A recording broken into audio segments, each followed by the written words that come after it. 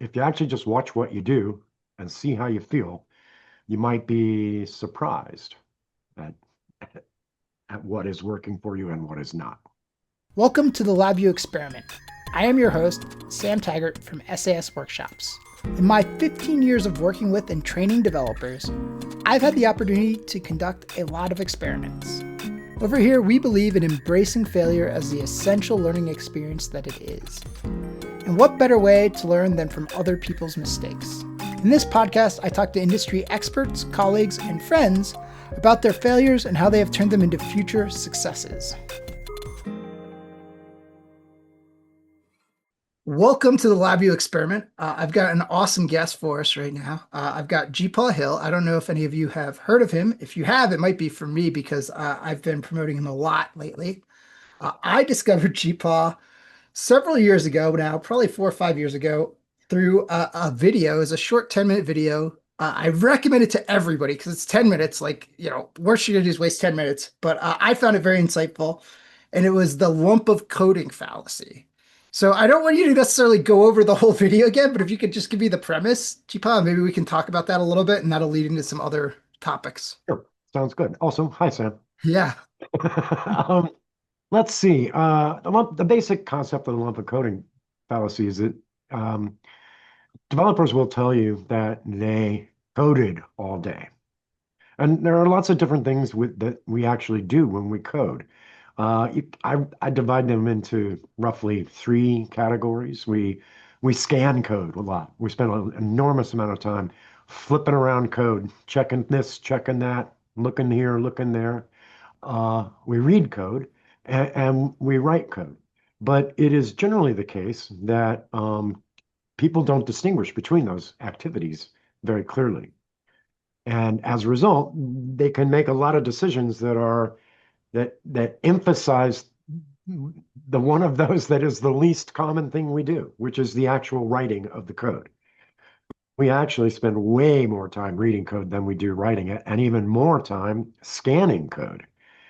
The argument was made a long time ago that with test-driven development, uh, that developers will tell me that they're coding all day long.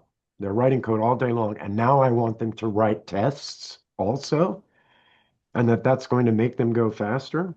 And the reason that they get caught up in that mental trap is because they think that all they do all day long is type code, and now I'm going to get them to type more code. But in fact, they do lots of other things. And in all of those things, except the typing code, the TDD technique goes faster. We use fewer resources because we don't have to read as hard, scan as hard, debug as hard. I call it, I think, GAC activity, geek at keyboard, which is the business of all the things you do when you're not actually programming, like running the app and looking at it, or launching the server, or forgetting whether or not you launched the server.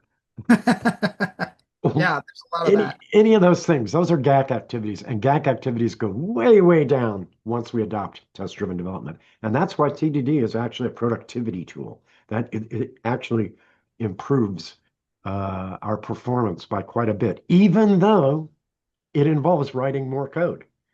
Even Mhm. though even though it involves writing more code, it is still a more productive way to get to features, because after all, what we're actually after is features, not code. And we don't care how much code you write, as long as you're adding features every day, we're doing great. So that's the gist of the video. Lump of coding comes from the concept often referred to as the lump of labor or the lump of value theory. But really, in this case, it just means concentrate on think about all the things you do. Just one day, take one day, spend it at the keyboard, and think about all the different activities that you participate in that are not adding lines of code to your program. And what most people find when they start to think about it that way is that, in fact, adding lines of code to the program is one of the rarest things in their actual day. So that's the concept. I made the video, I don't know, gosh, 10 years or so ago. It's actually probably my favorite of the videos that I've made. Back in those days, I thought I was going to make videos and become fabulously wealthy doing Yeah, yeah, you had a fancy couch and a nice background, and yeah, it. it was Yeah. very well done. It's a very well done and well produced video too. So and it's very entertaining. You have a very entertaining style. Um, there's a bunch of different things that I like about that video, but you just hit on one I think that is important that I don't think people do enough, and that is just notice and observe what you're currently doing because it's kind of hard. It's hard to change if you don't know where you're starting from. It is. I think that reflection should be a really important part of a happy geek lifestyle. And I actually emphasize happy because another sort of side to that, a lot of developers think they have to live the way they do, and and they don't have much fun. And that's no good. Most of us got into this business because we like this crap. We enjoy it. It's fun. And if we lose track of our joy, we're really not any good to our teams or our organizations anymore. So yes, I think paying attention to what you're doing.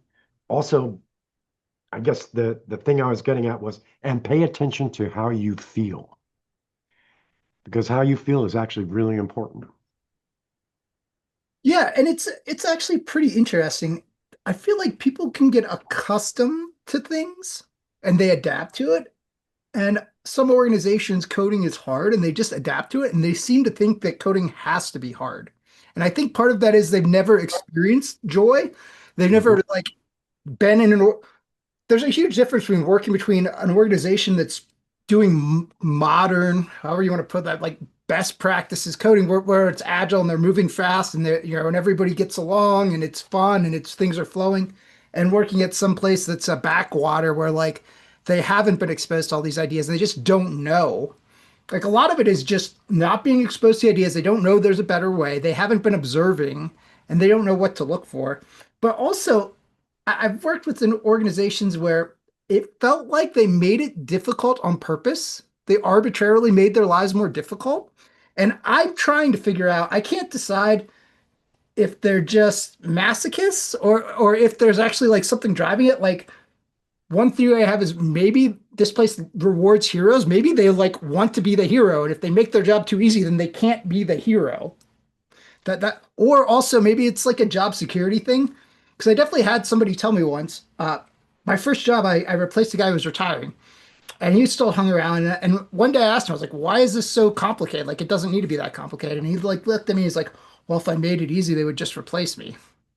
Which my response was, "Well, they did replace you, so thank you very much for dumping all this on me. Like you got replaced anyway." But Yeah, so yeah, I don't know. Have you seen any of that? Does for any of that sure. resonate? Am I I, just being too cynical? Maybe. no, I don't think so. I don't think it's cynical to want people to to have a good time. And I definitely see organizations that seem to not want people to have a good time. Although more often, what I see is or organizations that are simply indifferent to the psychological health of their teams. Um, because, I mean, the reality is that managers get almost as much love and nurturing and support as geeks do, which is to say, none. Yeah, yeah. And so they're put into this job. There are mechanisms that are already in place. They don't change those mechanisms. They think that that's the way it's supposed to be.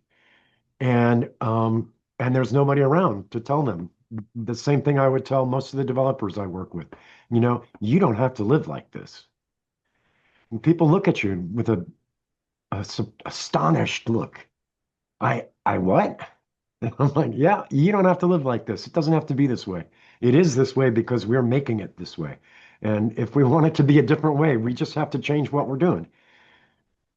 Yeah, this one organization, so many times I ask them, like, well, why do we do this? Well, because that's what we decide. And I'm like, great, we can change our mind. And they're like, what? I'm like, if we decided, like, why can't we decide something different? Like, yeah. I teach I teach a seminar, oh, maybe once a quarter or so called Leading Technical Change. There's actually one coming up in a couple of weeks.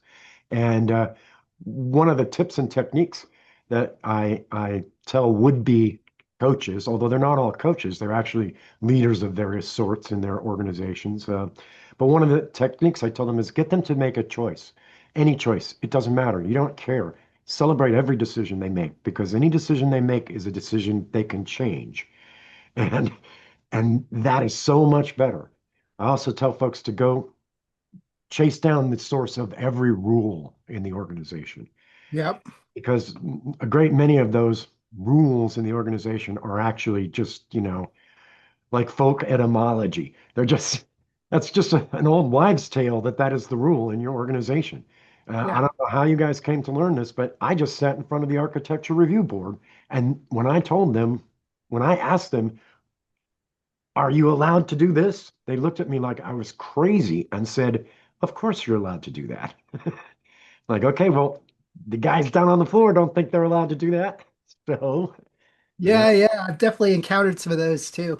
I've done it with regulators and auditors of various sorts too. You go to the auditor and you say, my team tells me they have to do X. Is that true? And again, they just look at me blankly and say, no, that's not true. That's not even close to true. And in fact, I would not recommend it. That, Yeah, oh, I've definitely had that too. Yeah. Yeah, that's definitely it's hard though because it's so ingrained and nobody knows where it comes from. And also too, like some of the stuff I'm like, some of the things it's obvious that they came up with them themselves, and I'm like, so what bad thing happens if we don't do it this way? And there's no answer. They're just like, and you're just like, so why do we do it that way? And there's the old joke about like the lady who cuts the ends off the ham or whatever, right? And she can't remember yeah. why. Daughter asks her, she's like, I don't know. Like that's what grandma always did. So they called grandma, and grandma's like, well, my pot was too small. Like I don't know why you do it. Like I Yeah. had a reason. You're just like, and there is a lot of that, but some cultures are just so ingrained in we must follow the rules, I think. And there are, I have, okay, here's a funny practice. I've been using the JetBrains family of IDEs for since it first came out, and I'm very skilled at it, and I use it a lot. And I always do Git on the command line.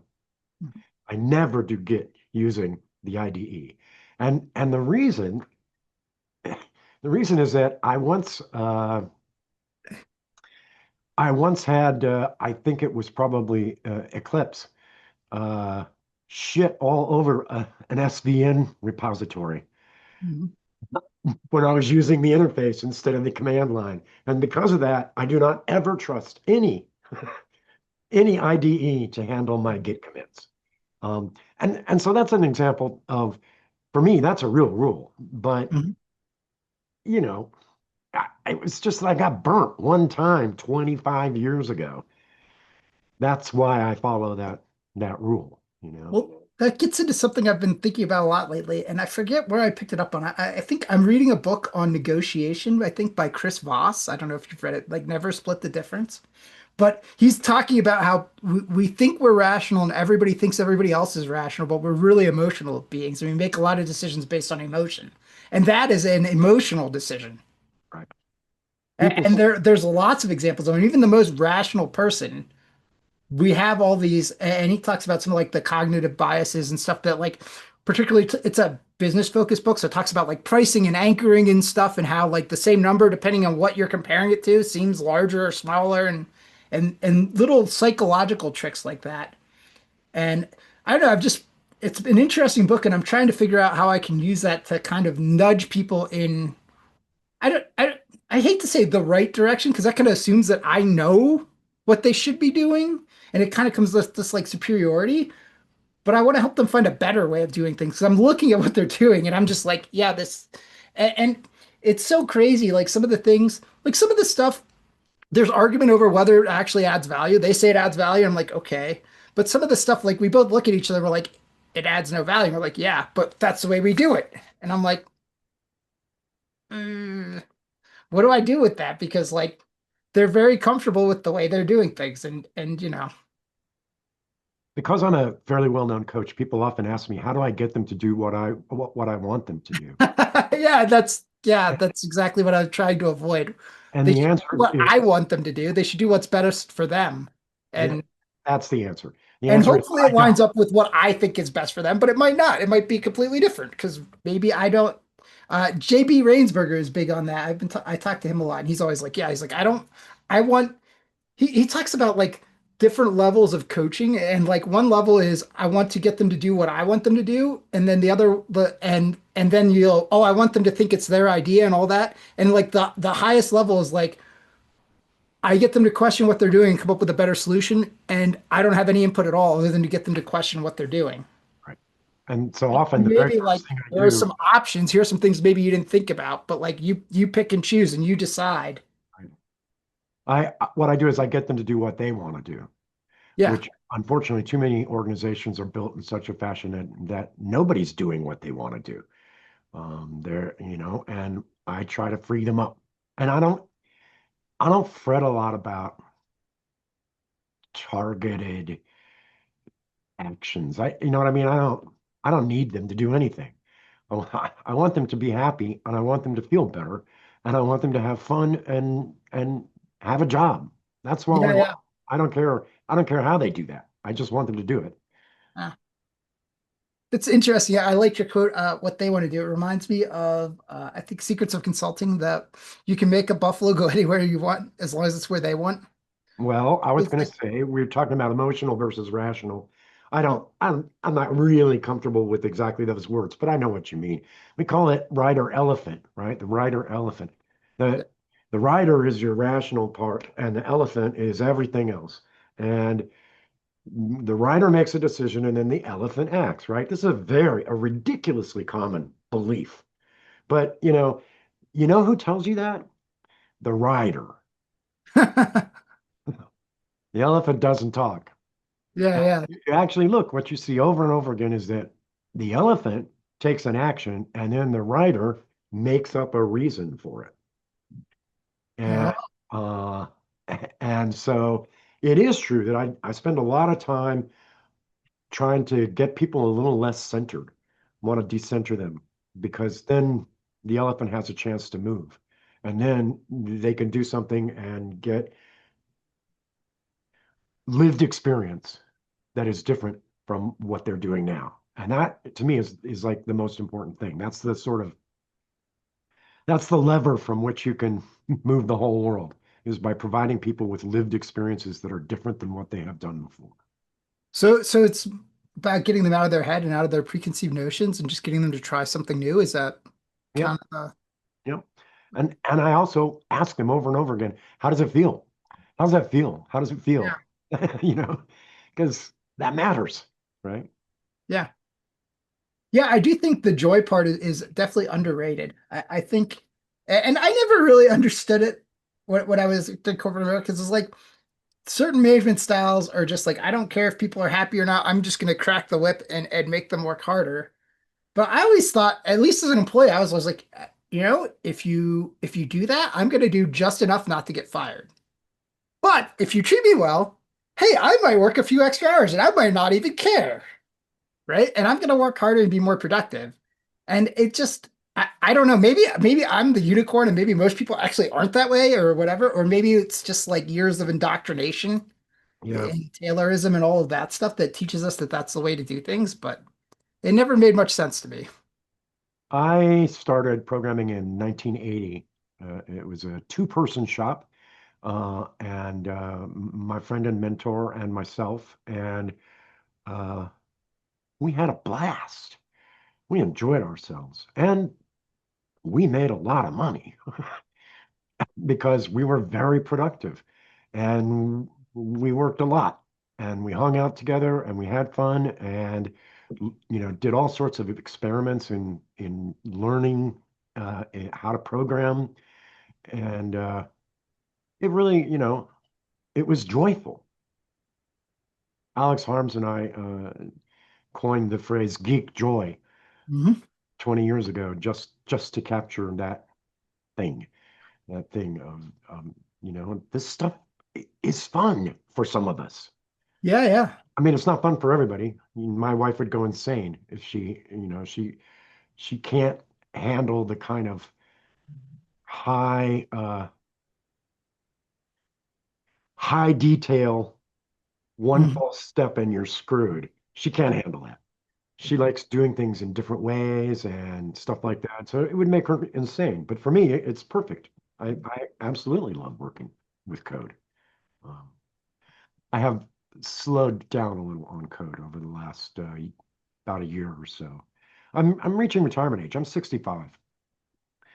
I'm looking at the trade. The trade is in horrible shape, and I'm just, you know, not as just not as driven as I have been in the past to make new things in code. So I gotta ask that there's an elephant in the room, I think, with that statement. Maybe it's just me imagining it, but what effect have you seen from the AI stuff that's going on? Is that part of the reason, or you Yeah, think there's other issues? I don't think it's actually had sufficient effect yet, although Mhm. I think it's clear that it will have a further disastrous effect. But I think the real reason is just that, when I became a programmer in 1980, there were about 100,000 programmers in the world. Mhm. Today, there are 27 million programmers in the world.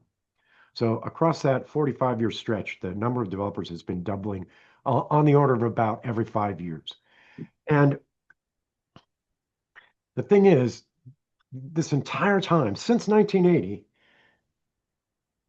software companies, software departments have essentially been sitting on top of a money printing machine.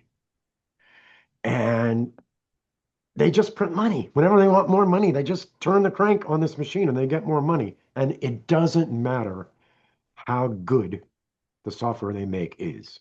It really doesn't matter to most of them, most of the time. They still make money, tons and tons of money. That creates a very misshapen market, a very misshapen trade with all sorts of bizarre beliefs and activities. And, uh, there's a line from Ferlinghetti and how it can never, never quite turn into a money losing nothingness. He's talking about art, but I'm talking about craft. And yet that is going to happen. And the LLMs are going to just speed that process up a little. I don't think that craze is going to last all that long because it's so disastrously bad. Am I getting in trouble? No, no, I'm actually very anti-AI. I'm trying to like soften a little bit because I kind of realize that like something is going to stick around. I mean, I think it's a very hyperinflated bubble, and the bubble is going to have to burst at some point. Like that's inevitable. The question becomes then what's left behind when the bubble bursts. And I was listening to somebody today, and they actually said they thought that in the end it's going to end up being like spell checking or something for like Microsoft Word. Like it was great when it came out, and now we just kind of take it for granted. We use it, it's a tool, and like nobody really, it's not as exciting. And I do remember like some of the autocompletes and the IDEs and some of those things when they first came out, everybody's like, "Oh, it's so useful." And like even now, like I've been doing this thing where I'm like learning to do some CSS stuff or whatever, and I'm typing in the thing, and yes, the line's like partially correct, but I always end up, even if I accept the line, I go back and change some values anyway. And so it's like, what am I really like? I could have just typed it out myself. Like, is it actually saving me any time? Because I hit tab and then I go back and delete three or four things and put them back in, like change the values. Like, okay, It is interesting, right? Now, of course, I don't have any LLMs turned on in any of my coding environments. I wouldn't yeah, do that. But you're right. The old school word for it, IntelliSense. yeah, The IntelliSense has gotten longer. It's like they're trying to do more. They're trying to give you more than is actually beneficial to you. I'm pretty happy with just suggesting the thing I'm spelling. Um, you know, yeah, auto correcting it or whatever. Like yeah, boom, five just that little bit, possibilities. not an One, 105 character line. Just the next word would have been fine with me. And so yeah, but I mean, they could argue that they've made it better. I know that, working in Kotlin, um, JetBrains basically owns that environment. And as a result, the IDE is extremely good at guessing what you mean. But it's like you say, it still fails fairly often, even for all that it tries. And I think the LLMs are significantly worse. Uh, Well, my other thought process is until they're 100% trustworthy, I don't know that it speeds anything up because if you have to actually go and check everything, how do you know? And I just had this conversation with somebody today. We were talking about unit testing, and I see people are like, "Oh, I have let the LLM write the code, but I write the test, so therefore I know it's good and I don't have to check it." And I'm like, "Well, how do you know that the code is not just a bunch of special cases for each test if you don't actually look at the code?" So you kind of have to still look at the code, and if I have to do that, is the it kind of goes back to that whole your whole like lump of coding fallacy and TDD. Like, what is the yeah. breakdown and how are we doing it? And to you, and I think you said something at the beginning that like actually writing the code is the smallest part. So if the LLM is really just writing the code, now I think it's probably doing more than that because it's probably like, oh, you have this high level intent and it's not just writing one line, it's writing several lines. So it's actually like outlining the algorithm too. So you're saving time by not deciding on the algorithm. But it'd be very interesting to borrow something you said from that video, and you've said it here too, is to just try both and notice what happens and notice how you spend your time.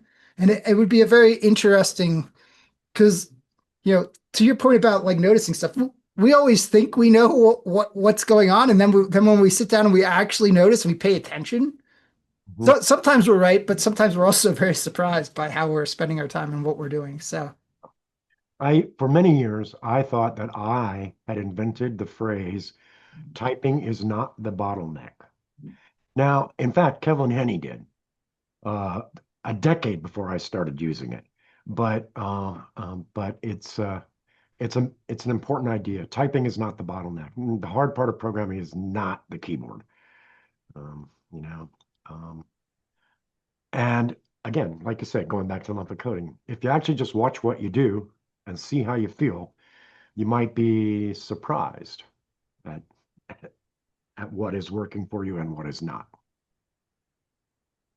yeah, you mentioned something earlier that I want to talk about because the other thing I know you for, or well, I mean, the other thing I think you're well known for is the many more much smaller steps, and Mhm. also the change harvesting, which is kind of taking that and applying that at an organizational level. But you mentioned about the LLM trying to write multiple lines of code, and I immediately thought, well, no, you want to take as small step as possible. You want to just write like one line, and even like I've been noticing, like I've been learning some CSS stuff and I'm following this book and it's got like this giant CSS thing. It says add the CSS thing. And I'm like writing one line at a time and I refresh the browser just to see what it does. And then I do the next line and just to make sure like I don't have any typos and it's actually doing what I think. And it amazes me how many developers don't actually work that way. Mm. Like how many developers are like, for example, I was doing the parrot kata the other day. Maybe for it's like, you've got basically what should be subclasses, but it's actually like an enum or a string, and you got a bunch of conditionals everywhere. And the person did something, and it like broke all the tests. And I was like, "Wait, we need to get back to this." He's like, "No," he's like, "Let's just finish everything and then run the test." And I was like, "That kind of defeats the whole purpose." I mean, it's a refactoring exercise, so maybe I did a poor job of explaining what the exercise was. I think I explained the starting point and the ending point, and I didn't give enough detail on how to get from here to there. And they were just Mhm. like, "Let's just jump over there." And I'm like, "Yeah, no, that's not the point of the exercise." Right, right. Yeah. It, yeah, working stepwise, basically, I didn't get test-driven development until I actually began to ask myself, what is the smallest action I could possibly take that will leave this code shippable at the end of it? And what I found was somewhat to my surprise, it's a lot smaller than what I thought it was going to be. And over the years, of course, I've, pushed it as small as I can get it. Now, I mean, I'm not perfect. I have days, Mhm. but in general, I am committing code, um, you know, every 15 minutes at the most. I have an actual firm rule that if I go 30 minutes, I throw it away. Ah. just, get reset dash dash hard and away we go. A lot easier to do it the second time. Um, and yeah, many more much smaller steps is it was weird to me because it works when I'm coding and it works when I'm coaching too. Um, it is a valuable thing in either case. And uh, there are a lot of riders who will insist that what they're doing is more efficient. But it is really trivially untrue. What they're doing is very difficult. You know the famous XKCD cartoon where it's a graph. I don't even remember exactly what it looks like, but it says you think it just took 1 minute, but it actually cost me 6 hours. Your interruption, Oh, right? oh, I It, haven't seen that one. No. and the Uh, thing is, it isn't true. yeah. It it cost you 6 hours because your step is too damn big. Ah, yeah, yeah. That is something actually that is one of the biggest things I've noticed from doing TDD and taking smaller steps is like I used to be one of those people and people still I still hear this sometimes. Oh, to code you need to set aside like a giant chunk of time and you could because you wrap your and yeah, it's nice to be able to do that, but the biggest thing I got out of TDD and everything is I'm interruptible. I can have 10 or 15 minutes and I can knock something out in between meetings if I need to. I can you can call me up and like either the step's so small I just throw away what I was doing, or hey, can I call you back in 5 minutes? I'll finish it, call you back. Everything's fine. Like, yeah, Yeah. it's It's yeah, there's a lot of positive benefits to taking smaller steps, and it they're not all obvious. Interruptibility is one of the big benefits. Another big benefit is, well, I call it drug distribution. Uh, every time you finish a step, your brain says, I did something. Yeah. it distributes the drug. It distributes the reward all throughout the day in little tiny doses. Instead of these things where, you work 3 days straight nonstop with nothing working, and then you get a big, big rush when you get it. But the problem is that rush decays at exactly the same rate as the little small rushes do. And But and but that one though also gets you the accolades of colleagues sometimes, depending on the environment that you're in. Because I'm in an environment now where like that is rewarded, where people are like get on the stand up and they're like, I came in at 5 a.m. this morning and I worked so hard and blah blah blah blah blah. And everybody else is applauding. And I'm thinking, the system is broke. Let's fix it. yeah, right. It's just a complete like 180 mindset. They're just like, oh yeah, that's great. And I'm like, no. Like, yeah, like the correct answer is, I'm sorry you had to do that. Let's fix it so that doesn't happen again. Mm, But if you fix it, then you can't get those accolades again. right, So, and it's very interesting what motivates people sometimes. And, it's kind of like, like a good leader, the part of their job is making themselves obsolete. It's a part of it is like, you do such a good job, you prepare everybody that like you don't actually need to be there. And I feel like, yeah, as a developer, that's also like you want to just like disappear into the noise and not actually be noticed. right, Yeah. right. And I think a lot of people we all have different as you say motivations. A lot of people haven't experienced the motivation that actually works the most for me, which is rhythm. It's the rhythm, periods of tension with little bursts of release all day long. Tension, release, and um, a lot of people I have found once they try that, they begin to understand how much it helps them to work in that fashion. To 15 minutes, ha, 15 minutes, ha, all day long is a terrific way to get things done and to feel good, which again, that's really my big deal. I'd like more of us to feel good more of the time. Hey listeners, it's that time of year again. We've got tickets on sale for GDevCon N.A. And if you're listening to this close to the release date, you still have an opportunity to get early bird pricing. We hope we'll see you this summer in Chicago for some celebrations of the 40th anniversary of LabVIEW, some awesome presenters, some workshops, and a couple surprises. Find the link to buy tickets in the show notes. Back to the show. Yeah, there's big steps you do feel like really frustrated when you take those big ones. It's like, oh, I'm so close, and like you get that, like, oh, just 5 more minutes, and you spend another hour, and you're like, oh man, I'm not there yet, and like, Yeah. and having that discipline too, I think to like, I don't know that I set a timer, but I have a mental timer. And if I go more than like 20 or 30 minutes, I'm like, okay, this thing is bigger than I thought it was. And then I take a step back and I'm a big fan of the Mikado method, but it doesn't really matter what method you use. But it's like take a step back, look at the problem, break it down into something smaller, and then bite off something smaller is often Well, again, for me, the realization typing is not the bottleneck applies here too. It isn't the fact what I was doing for the last hour, not getting there, was learning. Mhm. Now I can cheerfully throw it away because I will have learned something. Even if what I learn is that it can't be solved this way, right? Which does happen, definitely, and they don't pay us to solve problems we've already solved. So you're always going to face the possibility that your idea will not work. Um, so anyway, yeah, I'm really cheerful about it. I don't mind throwing stuff away.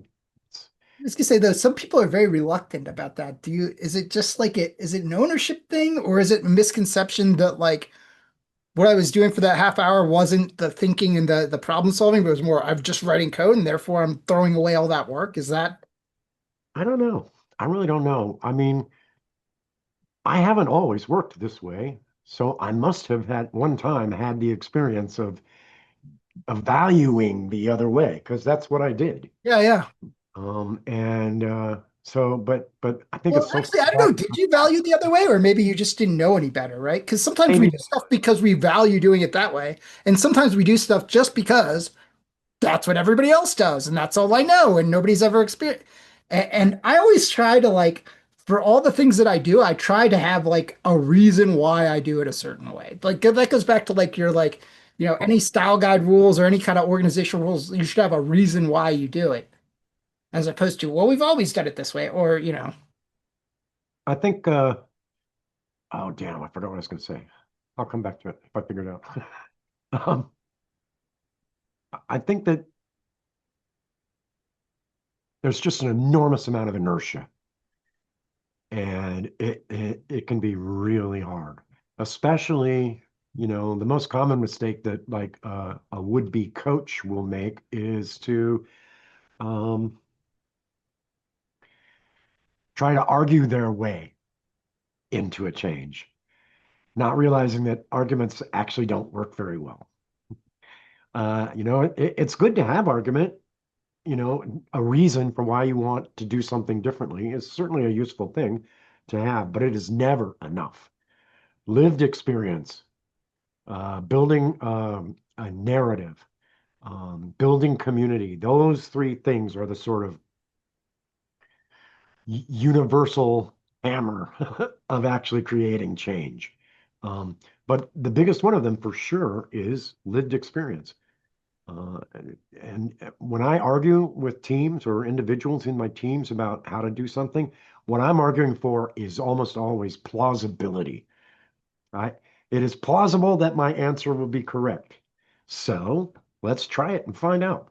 And if it isn't, we'll walk away, you know? And and I don't usually find, obviously I'm very verbal. I don't Mm. find that my verbal arguments work nearly as well as if I can get somebody to put their hands on the keyboard and try it. Yeah. Well, my friend Trisha put me onto this book called Think Again by Adam Grant. Hmm. And it talks about logic bombing. And sometimes we like try to give people all the reasons why they should do X. And it kind of counterintuitively, the more reasons you give them, the less persuasive you are because you're like spreading out your energy amongst multiple things. But also, You're That's a giving them nice the phrase. excuse that if one of the things is wrong or one of the things doesn't ring true for them, then they just dismiss the whole thing. They're like, oh, well, he's wrong on this one point, so he must be wrong on all the other 10 points that he gave me. Mm, And I think that partially goes to your thing of like, if they experience for themselves, it's also like they're making the decision, not you. You're giving them an opportunity to experience something, but you're not telling them what they should do because people don't like to be told what to do, right? no, That's like nobody likes that. Well, I know there are some places where maybe people like to do that, but like in general, I think most people probably don't like to be told what to do. right. You know, we talk. My coaching friends and I talk about, you know, do you wait to be asked for help, right? Mhm. As a coach, do they do you, or do you try to force the issue of giving people help they don't want? Uh, Inflicting help on people, I've heard JB call it. yeah. JB uses that one, and so does Ron, inflicting help. Ron Jeffries. Uh, Yeah. yeah, I don't want to inflict help on anybody. But of course, it takes a lot of time, takes a lot of patience. You have to be pretty cheerful, and you have to be comfortable with failure if you're going to be a coach, because we fail more than we succeed. Um, it's really, really hard. Of course, we fail more than we succeed. You know, remember a Major League Baseball player who gets a on base 40% of the time is a Hall of Famer, which means they don't get on base 60% of the time. Right. And that's because hitting a major league pitch is really, really hard thing to do. Same is true with coaching. It's really hard. So it's not, it's not a bad thing to fail at it from time to Yeah. time or to fail at it even fairly frequently. Well, so I think too, you have to recognize that there are certain things that are outside of your control too, Yep. right? Because ultimately, like the control really relies with the person you're coaching. And Hmm. if they're not willing or if they're not invested in actually changing, no matter what you do, you may not change them. So, or That's true. Although I will say this, I talk to coaches about I betters. I betters. What's an I better? Um, every even nominally healthy person has inside them at least 50 different versions of themselves that they would like to be. I'd like to take better care of my dog. I'd like to be a better teacher. I'd like to be a better student. I'd like to be a better coder. I'd like this and this and this and this and this. All of those things amount to like vectors coming out of our heads. Sometimes what they want to change is something that you haven't thought of as the vectors. And you have to listen to them and you have to watch them and you have to see what is it that makes them feel like they're getting better. Mhm. And if you can do that, then you can be a coach. So I'm reminded. I thought you were going a slightly different direction. I'm not sure this entirely fits, but I do remember a story once where somebody who was like a professional piano player played a concert, and somebody came up afterwards and said, "Oh, I wish I could play like you." And the piano player said, "No, you don't." And like, well, what do you mean? The people are like, well, I give up so much stuff. I practice 10 hours a day, blah, blah, blah. He's like, if you really wanted it, you would go do that, but you're not doing that. So like enjoy where you are and enjoy listening to the piano and enjoy playing whatever you play. But like, so I wonder if sometimes like there's a disconnect between what we really want and what we think we want. We think we want to be the piano star on stage, but maybe we're just seeing like the tip of the iceberg, right? We're seeing the piano star on stage. We're not seeing everything that goes into that. And then when we see that, we're like, whoa, okay, maybe I don't want that. Yeah, that's a great story. I like that story a lot. Um, well, it reminded me of the old Pablo Casals, right? They asked him, he's 87 years old and he still practices, 6, 8 hours every single day. And they asked him, why are you still practicing 6 to 8 hours a day? And he said, well, I think I'm getting better. But Yeah. Yeah. And that's like, yeah, to your thing, like too, like there's always that like I could be better at X. And I think if we're honest with ourselves, we could probably be better at every area of our life. And the question is then which ones are important enough to you to invest time and energy and effort in? And it's kind of like as a software consultant, people come up and they're like, "Can we do X?" And my answer is always, "Well, if it's physically possible, we can do it." The question is, how much time, energy, and money do you want to put in that? What is it worth it to you to get there?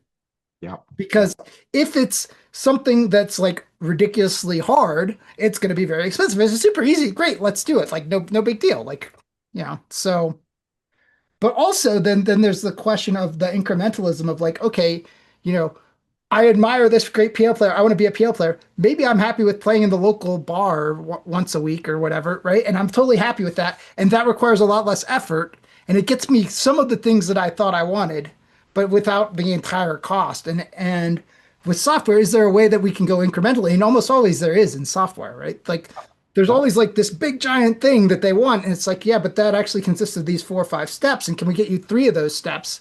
And is that valuable enough for you to pay for it? Yeah, okay, then that makes sense. Again, for both uh, programmers and coaches, another sort of common piece of advice I give is enough, ENOF, easiest, nearest, owie first. People want to fix the great big problem, but usually the great big problem is surrounded by thousands and thousands of little bitty problems that are easy to fix and that are we don't even need permission to fix them. Just change it. And I ask people all the time, what's the easiest, nearest owie? What can we fix today, right now? And what happens over time is, of course, the great big ones. I know this makes no sense, but they get closer and they get smaller because we've cleared the underbrush all around them, because we've handled all the smaller problems. And of Th- course, along the way, we've also, increased our productivity and our morale, usually. There's I think it's Hemingway quote, something about like how'd you go broke? And it's gradually then suddenly, right? I think it's Yeah. I think and that applies both negatively and positively, right? Because it's kind of like these little habits that we build. It's kind of like things compound on themselves. So I used to do more technical coaching of like writing code. All those TDD principles and everything, and all the CI/CD and those fast feedback loops and small steps, they all kind of compound. So you start doing one and you gain a little bit of benefit. But then you do another one and they complement each other, and now you gain more benefit. And then you do a third one, and suddenly you get this giant benefit Hmm. that Hmm. maybe if you're just done one of those things, you might not notice. Especially if you only turn one of the knobs and turn it as high up as you can, you'll often do worse than if you turned all the knobs a little, all the knobs a little, all the knobs a little, right? Yeah, because So, the rest of the process is not ready for it, right? If you go back to like theory of constraints or something, you're turning something up at one end of the bottleneck and it doesn't really affect the thing, right? But when you yep, turn them all up, then you hit one of those is the bottleneck, and then everything cranks up, and then maybe you have a new bottleneck now, and then you crank them up again, and you hit the new bottleneck. right, Yeah. right. All right. So I don't know how well I prepared you for this. I don't know if anybody mentioned, but I usually ask a question, and I don't think this will be hard for you. So if I put you on the spot, I apologize. But I usually ask people to tell me about an experiment that they tried recently and what they learned. Interesting. Well, let me think about that for a minute. Okay. Yeah. Sorry. I don't. I mean, we've been talking about experiments the whole time. So. It's funny. I mean, I recently did two experiments. One in Oxygen Not Included, the game I play so much of and chatter about on You Mad put me Cigar. onto that game, and I like it. It's very fun, although it's almost overwhelmingly detail oriented at that. Like the beginning is fun, and then you get to a point where like you really got to pay attention to the physics, and then I lose interest. And in code, I don't know anything about statistics. I am like, I don't know anything about it. But I needed a uh, a probability distribution that was essentially controlled by a single parameter that moved it from being a flat distribution to being an exponential Oh, distribution. And I spent like 3 days trying different things to finally get it to go. And I did. And the thing I learned was that if you have an exponential distribution, the fractional part of mhm. a value is itself an exponential distribution, which Oh, means that if you just throw away the integer and keep the fraction, you will have an Okay. exponential distribution, which was not a thing that I knew. Uh, Um, and in oxygen not included, I failed. I wanted to. I want. It's very, very cold, -60 C up in this very large area up near the top of the map. And I wanted to use that to cool my oxygen and my water. And yeah, no, that doesn't work. you just freeze everything? Or Well, if you go too fast, it does. But it's just incredibly hard to control. okay. Because it's such a great You're too gradient. hot or too cold or too this or too that. And it's like, nah, this is more management than I'm ever going to be able to do or automate. And so I'm going back to my old way of cooling my water and my air. We do have a lot of listeners who are engineers, so I'm sure some of them are mechanical engineers. They probably love that type of stuff. I'm electrical engineer, so like I understood all the electrical systems, although they were kind of simplified. But the heat transfer stuff went way over my head. And there's a lot about trying to you can manufacture things from different materials to get different heat transfer properties, and I was like, that was a bit much. Yeah. And there are min-maxers out there who have spent years playing Oh, this and getting, and discovering little weird corners of its toy physics. And of course, it is toy physics. It's not yeah, real. There's lots of imaginary features in the yeah, game, yeah, yeah. but I I love it. I've been playing it for at least 6 years. I think the longest break I've ever taken from it has been like 2 months or 3 months in that time. The thing I like about I think that game's interesting because it's probably apply different parts apply to different people. I like the beginning game and the survival part of it. Hmm. Uh, and some people like the min-maxers like the end game of like building the optimized whatever. And so I'm sure there's probably something in the middle too that some people like as well. That like management thing in the middle, I think when you get a lot of people and you're trying to figure out how to manage them all and prioritization, it's a very interesting game. I like it. I at some point I began to realize that you know, when the game gets boring, it's because I'm doing something wrong, right? It's like I typically what happens is I try to do too many things at the same time instead of one many more That's the multiple. prioritization thing. Yes. Yeah, Yes, no, because I'm like, I need to do this, I need to do that, and then I end up doing neither one well. So that's like right. the ultimate, like, can't multitask.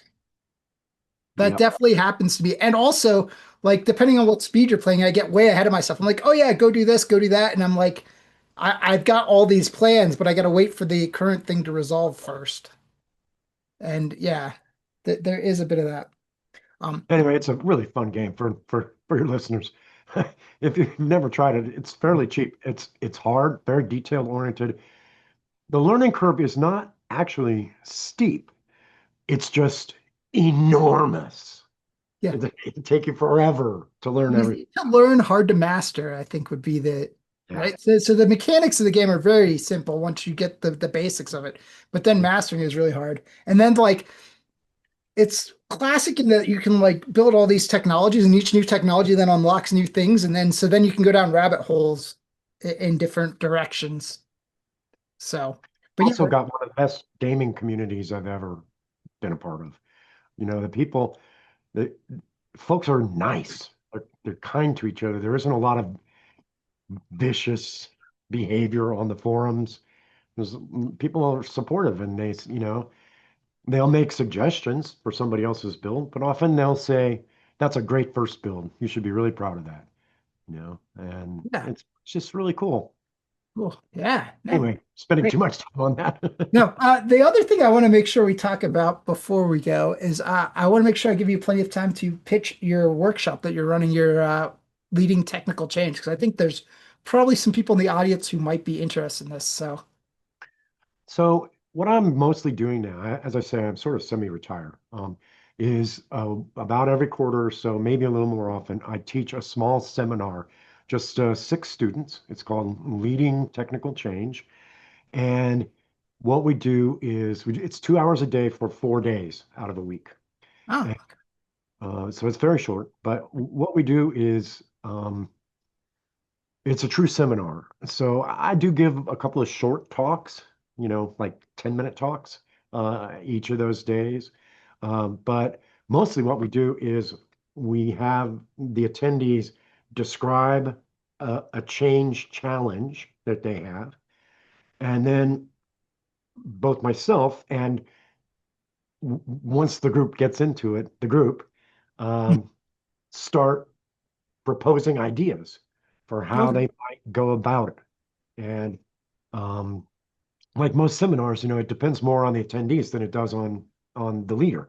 Mhm. Um, and this one I just did last month was terrific. I mean, it was terrific. I was amazed at how good some of the suggestions were from these folks to help each other. And it's just a really cool, fun thing to do.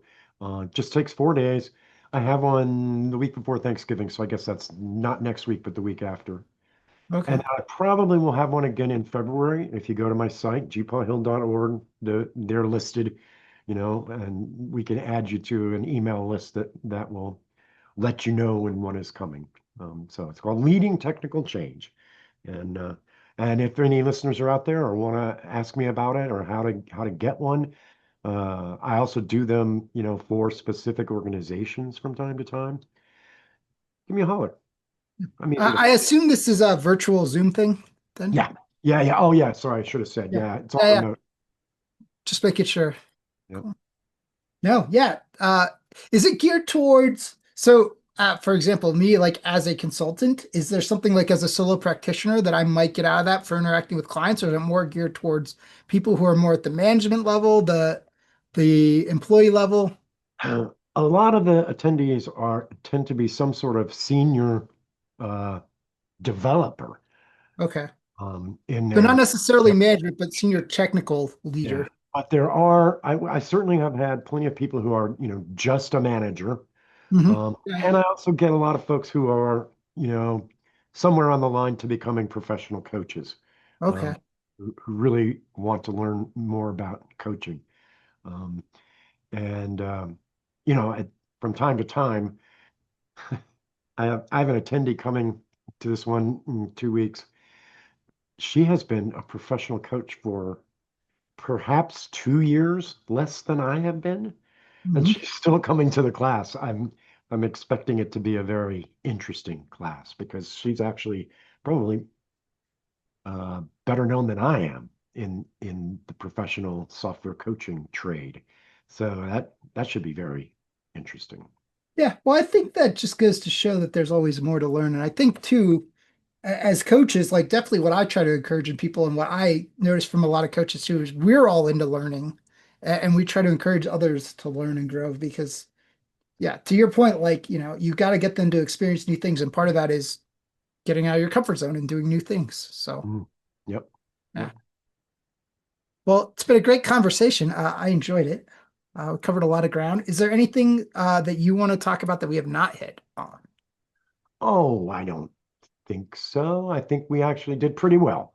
So I also thought it was a really pleasant conversation. I appreciate you inviting me to come on the show and have a talk with you. That was fun.